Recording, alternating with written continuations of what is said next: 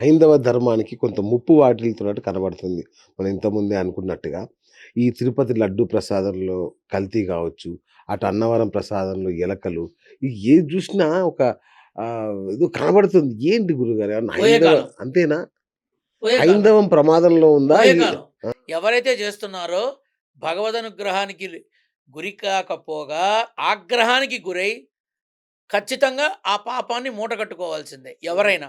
ఇప్పుడు మీ ద్వారా నేను చాలా స్వచ్ఛమైన మనసుతో అడుగుతున్నా. లడ్డూని కల్తీ, కల్తీ, కల్తీ అని అదే పనిగా మాట్లాడుతున్నారు. అవును. కల్తీ నెయ్యి అంటున్నారు. పంది కొవ్వు అంటున్నారు. ఇంకో ఇదంటున్నారు, అసలు నెయ్యే అదంటున్నారు. గాదంటున్నారు ఇప్పుడు. ఇప్పుడు అవన్నీ గాదు. అసలవేవీ లేవు. కెమికల్స్ అంటున్నారు. బాత్రూమ్ క్లీన్ చేసే కెమికల్స్ అంటున్నారు. వీళ్ళ దుంప దెగ.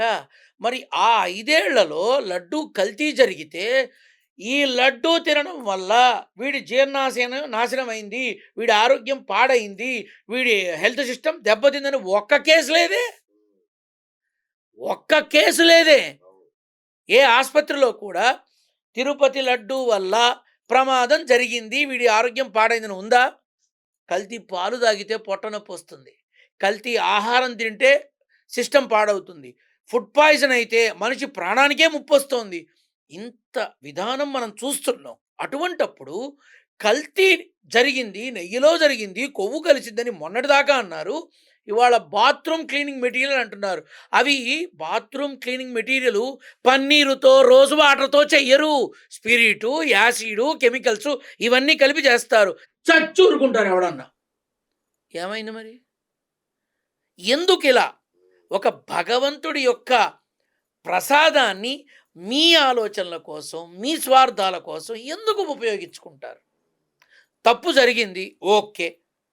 వెయ్యండి విచారణ. చూపిచ్చండి. మొన్న ఏమన్నారు? ఇవేమీ లేవు అన్నారు. ఇప్పుడు దాన్ని యాక్సెప్ట్ చెయ్యలేక కెమికల్స్ ఉన్నాయని చెప్పారా అని అంటున్నారు కొంతమంది. వాళ్ళ ఓటమిని అంగీకరించలేక పక్కదోవ పట్టించే కార్యక్రమంలో ఇప్పుడు కొత్తగా కెమికల్స్ అని తీసుకొచ్చారు వీళ్ళని కొంతమంది అంటున్నారు. ఏమో నిజమేమో.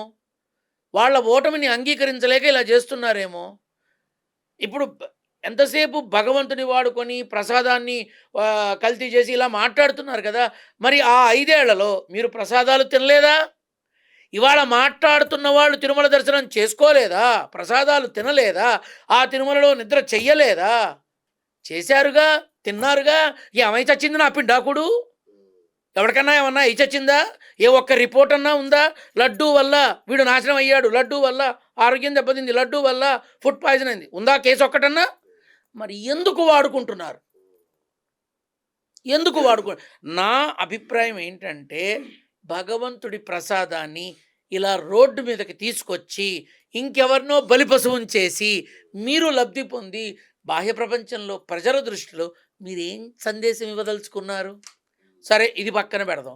విళదుంపదెగ తిరుమల బాలాజీ లడ్డూ ప్రసాదాన్ని ఆ పోటులో తయారు చేస్తారు.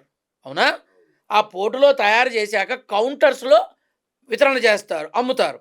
ఆ తర్వాత దాన్ని అన్ని వైపులకి రాష్ట్రము, దేశం నలువైపులకి పంపిస్తారు. ఎక్కడి నుంచన్నా ఒక్క కంప్లెయింట్ ఉందా?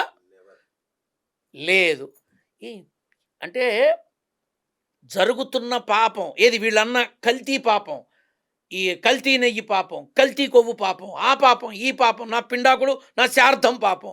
ఇవన్నీ జరుగుతుంటే పోటులో తయారు చేసే వాళ్ళలో ఒక్కడన్నా మంచివాడు ఉంటాడుగా? ఒక్కడన్నా అనుకుందాం. ఉంటాడుగా? వాడు చెప్పకుండా ఉంటాడా జరుగుతుంటే? వాడు ప్రపంచానికి తెలియపరచకుండా ఉంటాడా? అస్సలుండడు.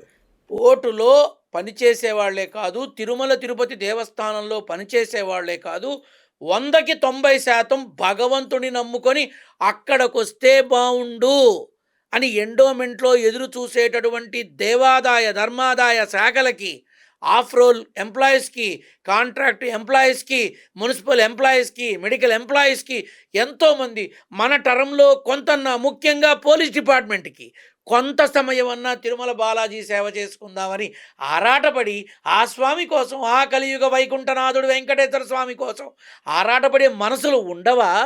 ఆ స్వామితో నమ్మకం మీద బ్రతుకుతున్న వాళ్ళు ఉండరా? వాళ్ళంతా దుర్మార్గులేనా? వాళ్ళంతా దొంగలేనా? అంటే అందరికీ లంచాలిచ్చి కాముగా ఉండడం చెప్పాడా జగను? కడుపు రగిలిపోతుంది. ఎందుకో తెలుసా? అక్కడ పనిచేసే వాళ్ళంతా దైవాన్ని నమ్ముకొని బ్రతుకుతున్న వాళ్ళు. చెప్పకుండా ఉంటారా? తప్పు జరుగుతుంటే? కాకపోతే నేతిని ఎక్కువ వాడలేదేమో, లడ్డు పటుత్వం తగ్గింది. గట్టిగా ఉండాలి లడ్డు. అది నెయ్యి వల్లే సాధ్యం. నెయ్యి వల్ల సాధ్యం. ఆ నెయ్యి లీటరు కిలో పెట్టాల్సిన చోట అర లీటర్ పెడితే తేడా వస్తుంది. ఇప్పుడు నేనున్నాను, నా భార్యకి నీరసంగా ఉంది, వంకాయ కూర చేయమంటుంది, చక్కగా చేస్తా. నీకు తెలుసో లేదో, నాకు మా అమ్మ అన్ని రకాలు నేర్పింది. ఎందుకంటే భవిష్యత్తులో వంట చేసుకోవాల్సి వస్తుంది, ఎవడికి తెలుసు, నేర్పింది. నా భార్య చేస్తే అన్ని సమపాలిన విధానంలో ఉంటాయి, చక్కగా ఉంటాయి, అమృతంలా ఉంటుంది, మింగేస్తా. అదే నేను చేశాను అనుకో, ఆ మట్టున నూనె కనబడుతుంది.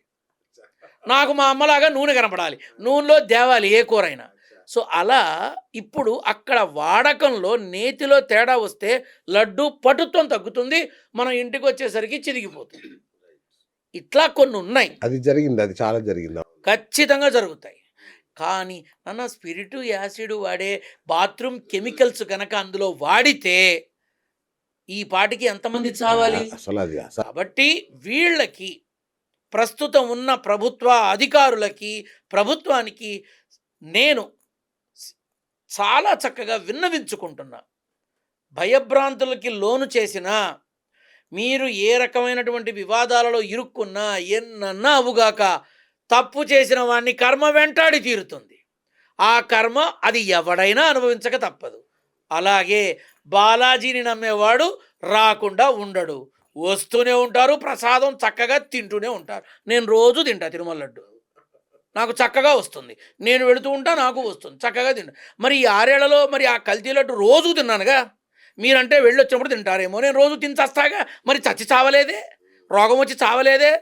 తిండి ఎక్కువైతే విరోచనాలు వచ్చి చస్తా, అంతే తప్ప ఇంకేమీ లేదు. కాబట్టి లడ్డు విషయం అనేది అది ఒక ప్రసాదం, ప్రమాదం కాదు. ప్రసాదం ప్రమాదం కాదు, దేవదేవుడిది, తిరుమల వెంకన్నది. జాగ్రత్తగా ఒళ్ళు దగ్గర పెట్టుకొని ఆలోచించి మాట్లాడితే అందరికీ క్షేమదాయకం. తిరుమల వెంకన్న దర్శనం అనేది రోజు రోజుకి సామాన్యుడికి దూరం అయిపోతుందేమో అనిపిస్తుంది. చాలా కష్టంగా ఉంది తిరుమల వెంకన్న దర్శనం అనేది. అంటే దేవుణ్ణి దూరం చేస్తున్నారా వీళ్ళందరూ కలిసి విఐపి సంస్కృతి వల్ల? అది ఏంటి? ఇది వాళ్ళ మార్పు ప్రాభవాలని, వాళ్ళ అధికారాలని వాళ్ళకు కావలసిన విధంగా మలుచుకొని వాళ్ళు చేసే క్రమంలో ఇవన్నీ జరుగుతాయి. గడచిన 5 ఏళ్లలో తిరుమల దర్శనం కానీ, తిరుమల విధానం కానీ, ఇంకోటి కానీ చాలా తేలిగ్గా అయ్యేవి. ఇప్పుడు అసలు మాకు కావట్లేదు, చాలా చాలా కష్టంగా ఇబ్బంది ఉందని అవుతుంది. ప్రతి వాళ్ళు ఆ, అంటున్నారు. ఎందుకంటున్నారు? వాళ్ళు అనుభవిస్తున్నారు కాబట్టి. ఇప్పుడు నేనున్నాను నాన్న, నాకు కావాలి అంటే నిమిషాల్లో అరేంజ్ చేస్తారు.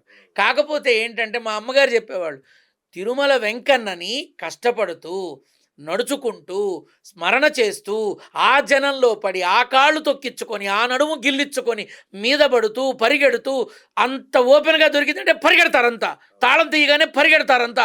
ఆ భక్తి తత్పరతతో భగవంత్ దర్శనం చేసుకోవాలి నాన్న. అందులో ఉండే ఆనందమే వేరు. నువ్వు ఓ టీవీగా గంజి పెట్టిన బట్టలు వేసుకొని అలా వెళ్ళి ఇలా చూసి బయటకు వచ్చి ఎర్ర వస్త్రం కప్పుకొని అందరికి, ఇది వద్దు నాన్న, ఇది వద్దు. ఓకే. కష్టంతో దర్శనం చేసుకో, పరమాత్ముడు కరుణిస్తాడు, నిన్ను అనుగ్రహిస్తాడు అని చెప్పింది. ఆహా. అదే చేస్తా. ఆ స్థితి ప్రముఖులతో దర్శనం చేసుకునేటప్పుడు కూడా నేను లైన్లో నుంచి వస్తాను, సింహద్వారం దగ్గర కలుస్తాను అని చెప్తా. ఉమ్. నేరుగా అవకాశం వచ్చినా ఏ రోజు వెళ్ళాల. ఓకే. అవునా? వెళ్ళలేదు నాన్న. సింహద్వారం గురించి వెళ్ళాలి అంటే దానికి చాలా ఉండాలి. నేనంత పెద్దవాడిని కాదు, గొప్పవాడిని కాదు, హోదా ఉన్నవాడిని కాదు, స్థాయి ఉన్నవాడిని కాదు. సీతమ్మ కొడుకుని, నారసింహుడి బిడ్డని, సగటు మనిషిని. కేవలం ఒక ఆజ్ఞ, నా తల్లి అలా వెళ్ళరా బాగుంటుంది అంది, అలానే వెళుతున్నా. నాతో ప్రముఖులు వచ్చినా మీరు సింహద్వారం దగ్గరికి నేరుగా రండి, నేను ముందుగా వెళ్ళి క్యూ లైన్లో వస్తాను అని చెప్పి అలానే వెళ్ళి అక్కడ కలుస్తా వాళ్ళని, అంతే.